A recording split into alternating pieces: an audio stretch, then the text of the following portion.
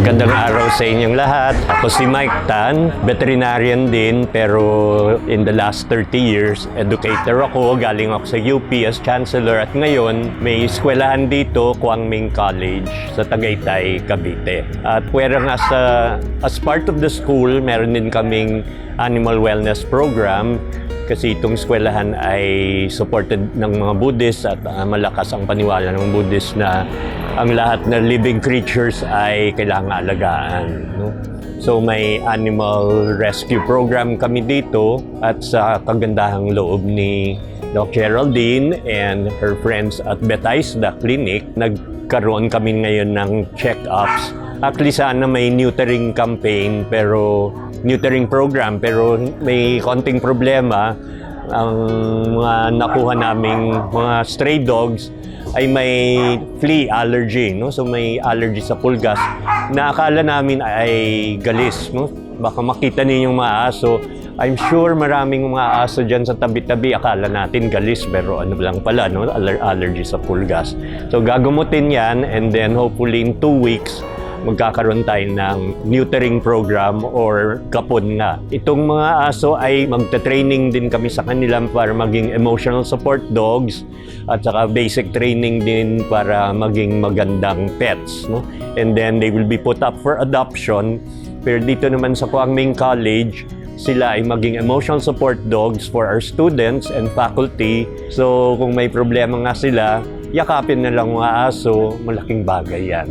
So that's our program here and we want to thank Doc Geraldine and her philanthropy program, no, for supporting this, no, and her friends and of course the clinic. Huwag tayong kumuha ng aso o pusa kung hindi pa tayo handa para sa responsible pet. Tandaan natin with proper care, yung aso ko umaabot ng 15, 16, kung pusa umaabot yan ng 25 anyos, no? Parang nagpapalaki ka ng anak tapos if you're not ready for it, wag na lang, no? Kailangan may basic knowledge tayo sa pag-alaga ng mga aso at pusa.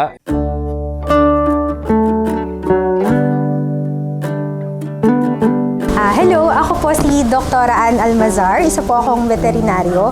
So right now, ang ginagawa po namin dito sa Quang Minh College and sa shelter nila is vaccination, deworming, and check-up. So sa pets ng Quang Minh Shelter, mainly ang pinunta namin dito is yung skin problem ng mga dogs na due to fleas. Kasi infested sila ng fleas, kaya nagkakaroon sila ng pagkakalbo and severe itching. And then yung mga pets din nila, especially yung mga puppies, mukhang infested din ng bulate kasi ang lalaki ng mga tiyan.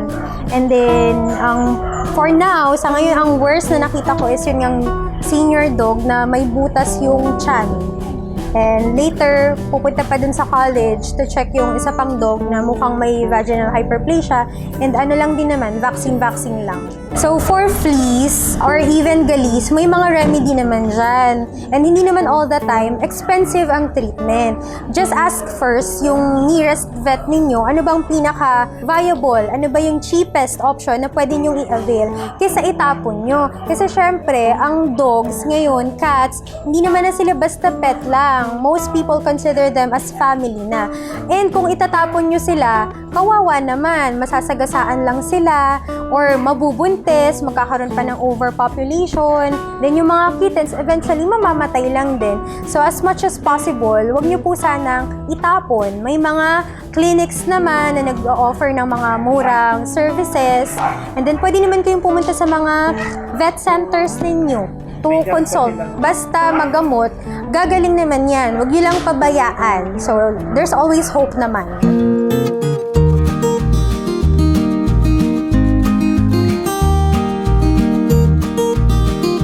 Today po, ang ginawa natin, tayo po ay nagkapon for dogs and for cats. And nagbakuna rin po tayo sa mga aso at pusa ng rabies vaccine, 4-in-1 and 5-in-1. So, ang tali po natin for dogs, tayo ay naka 6 female and then 4 male dogs. For cats naman, 8 female cats at saka 2 male cats. So, ang main importance po ng vaccination is to prevent our pets from getting fatal diseases such as parvo and distemper.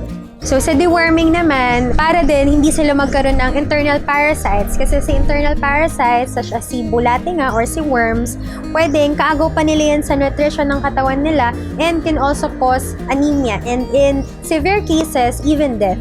Ang gamit na namin ngayon is yung safer alternative which is yung oral treatment. Meron din namang mga spot-on, mga topical na pwedeng gamitin para sa mga external parasites.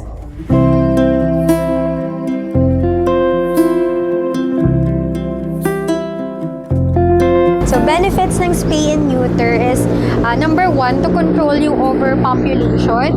Kasi kapag nagkalat na sila, karaniwan, iiwan na lang, ia-abandon, magiging stray na sila, and then na-aksidente, o kaya iba sinasaktan pa sa kalsada.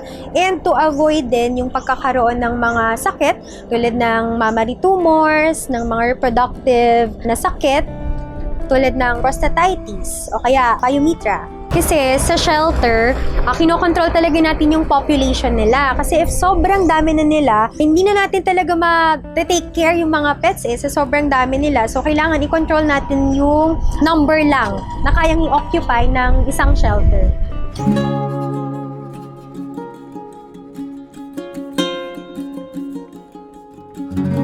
Spay and neuter because there are limits to what we can do, no?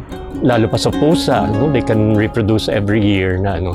And as much as we would like to be kind to animals, we also have to be wise, no? Na we cannot continue to keep taking in stray animals, no? Ito rin yung experiences ng mga ibang animal welfare organizations natin. I think the difference is we offer training sa mga estudyante at saka sa mga aso. They have to be trained to become emotional support dogs, to become search and rescue, and eventually to be able to work also in hospitals.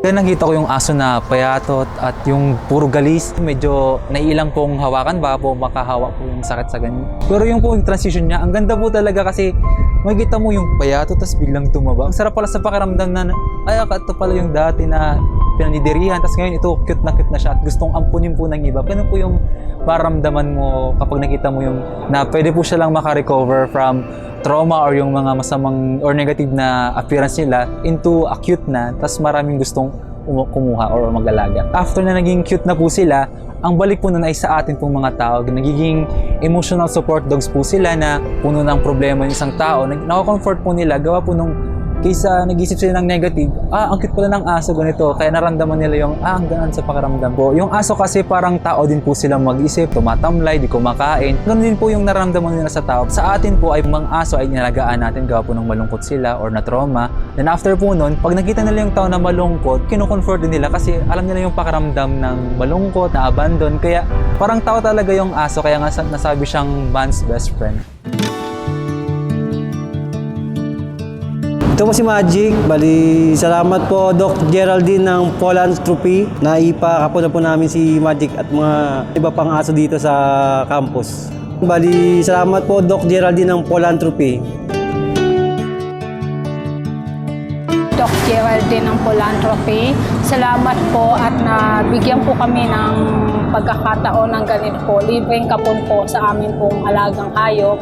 Kahit pa paano po ay maalagaan po namin sila na hindi na mas dumami and mas magiging healthy po sila. Thank you so much po, Doc Geraldine ng Philanthropy.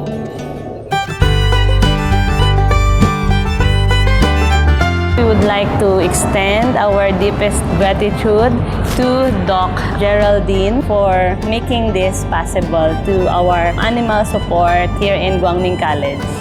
Thank you so much po, Doc Geraldine of Philanthropy. Bye-bye!